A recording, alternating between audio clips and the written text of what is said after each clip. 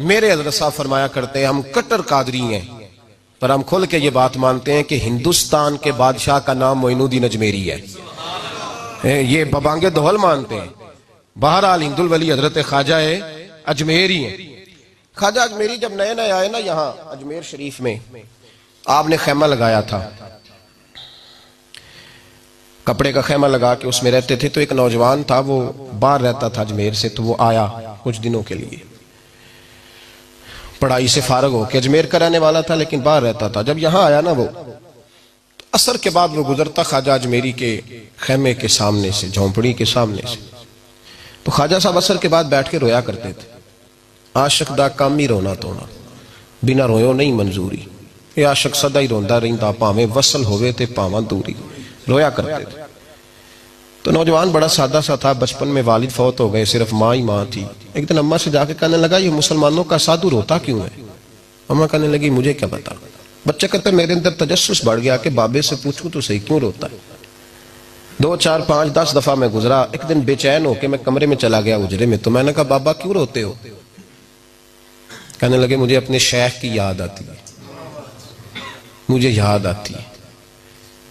तो वो बच्चा कहता है मुझे उस वक्त तक पता नहीं था कि मोहब्बत में भी रोया जाता है। मैं समझता था रोना सिर्फ दुखों में आता है। शेख की याद आती है। हजरत आयशा सिद्दीका रदी अल्लाह तआला अन्हा फरमाती हैं जिस दिन नबी पाक सल्लल्लाहु अलैहि वसल्लम रात के वक्त हमारे घर आए ना, और हुजूर ने फरमाया अबू बकर चल तूने मेरे साथ मदीने जाना है, तो मैंने जनाब सिद्दीक अकबर को रोते देखा। तब मुझे पता चला कि मोहब्बत में भी बड़ा रोना आता है, मोहब्बत में भी रोया जाता है। फरमाते ख्वाजा अजमेर, तो वो नौजवान कहने लगा बाबा प्यार में भी रोया जाता है? कहा? कहने लगा मैंने भी रोना है। तो आप फरमाने लगे 2 शर्तें हैं कि कलमा पढ़ जा, दूसरा मेरा मुरीद हो जा, आ जाएगा रोना। कहते बस लौश ही लग गई, कभी आंसू देखे ही नहीं थे।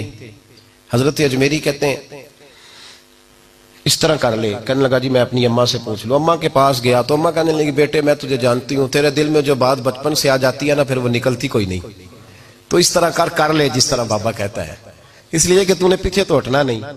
जाके मुरीद हो गया, कलमा पड़ गया। अब बाबा जी कहते नाश्ता भी मेरे साथ करना है, शाम का खाना भी, और फजर की सैर में भी तू साथ जाएगा।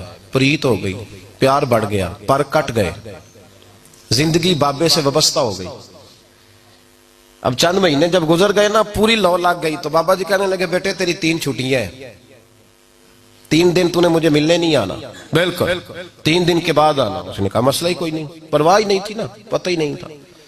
तो वो चला गया घर, सुबह से शाम तक रहा।